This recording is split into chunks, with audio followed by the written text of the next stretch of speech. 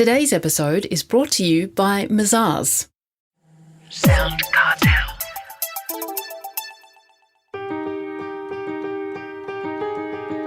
From SoundCartel, I'm Nicole Goodman, and this is Business Essentials Daily.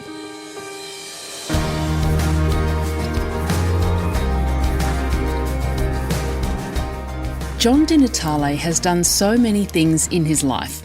He's an author, a mentor, a wealth management advisor, and a keynote speaker.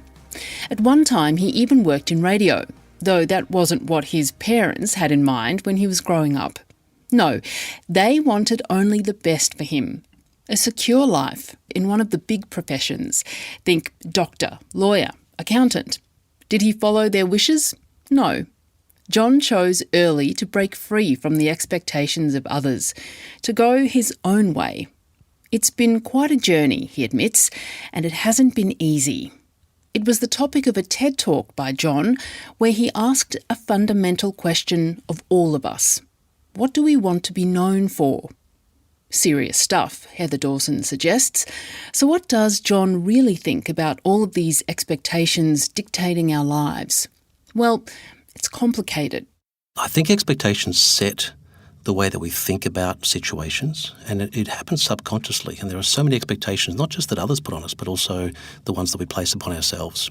And that's why it's so important to understand how they affect us, how they affect our thinking and our decision-making. Okay, well, your dream when you were a young lad was to be on the radio, John, and you even used to practice, I understand, when you were young back at the farm where you grew up. How did that go for you? The practice.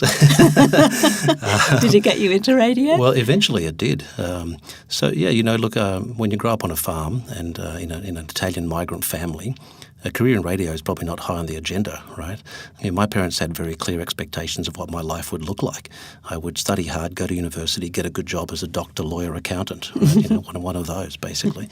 And I had this dream of working in radio, so I decided that I'd go and do some research. So I went to the font of all knowledge, the Yellow Pages, right, at the time, and found that there were radio schools where you could actually go and learn this skill. And so I went and did that, and eventually ended up getting a job in radio. So in Victoria at the time, I think there were 26 radio stations at the time in the state of Victoria, and I had a schedule. So each day of the month I would ring a particular radio station, right? And I did that for months. I sent out my demo tapes and get rejected, and I'd call up and say, hey, did you get my tape? And they'd say, yes, we haven't got a job for you. And eventually one of the program managers cottoned on that I was calling him on the 5th of every month. He's like, you again, It's like, you're calling me again on the 5th. And I kept calling, and I called him one day and he said, I've been expecting your call, you better come and see us. And so that's how I ended up on radio for a few years. And so, whilst the expectation was that my life would be in a particular way, the path of least resistance would have been to do what was expected of me. And as it turned out, I did go to university and did get a degree. I didn't become a doctor, lawyer or accountant. My mother still tells me that I should be a lawyer or a politician. Clearly she's lowered her expectations, right? But expectations of others, often the family, they're very hard to escape from, aren't they? Well, yes and no. I think unless we consciously put our expectations on the table and assess them, we really don't have an opportunity to escape from them. And I think that's the biggest issue, is that people don't often stop and say, what expectations are driving the way that I'm living my life? What are the things that I'm expecting of myself?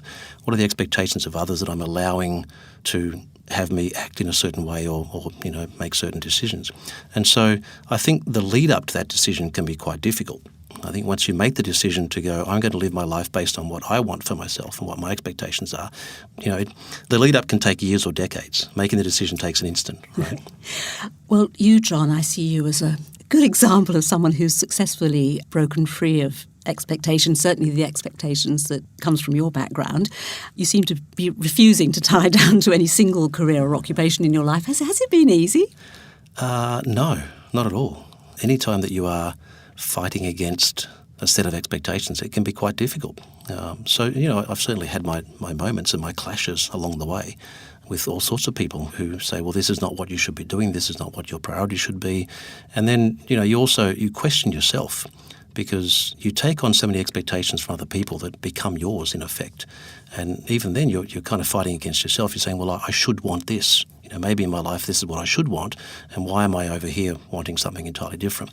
So it's not easy. It's a battle kind of within yourself to say, I want to live a particular kind of life, and if for that to happen, I may need to get rid of some of the expectations that are not serving me and maybe bring some new ones on board that do. It's more about an alignment between your expectations and your values and your goals in life. And if you can get those to line up, then we have something really powerful. Are you doing what you want to be known for now? Yes, I'm happy to say. Yeah, absolutely. But that's a process. You're constantly refining and redefining, what it is that you want to be known for. So that's a process. But I'm doing it much more consciously now than I was years ago. As a speaker? Absolutely. So your question to us all now is, what do we want to be known for? Yes. Why is it such an important question for us all? Well, it's kind of like the beacon that guides you, right? If you can be clear on that question, if you can have clarity on what it is that you want to be known for. So what is the one thing that you want to be known for? If you have clarity on that, it makes it so much easier then to see which expectations you are taking along on the ride that are working for you and which ones are not. So if you have that clarity, you can say, these expectations serve me, these do not, right? And ultimately, I think we all want to be known for something. What's the thing that you value the highest? What's the thing that's highest in your list of life priorities? And if we can identify that, it makes it so much easier to align everything else and go and get after that.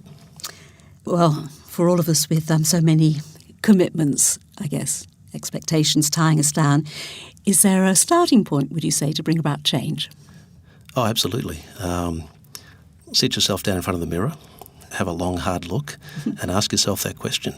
What is it that I want to be known for? What is my ultimate goal in life, and what's my contribution that I want to make? And I think if you get clear on that, take the first step. You don't have to have it all sorted on day one, but if you get clear on that vision of what that looks like for you, just take the first step. That was John Di Natale, keynote speaker and many other things besides.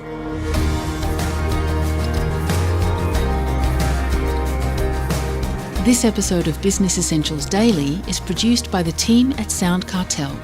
Thanks for listening. I'm Nicole Goodman. We'll bring you more Be Daily tomorrow. Follow @BE Daily Podcast across social media and head to bedaily.com.au for more from the Business Essentials Daily podcast. SoundCartel. This episode was brought to you by Mazars. To find out more, visit mazars.com.au. That's mazars.com.au.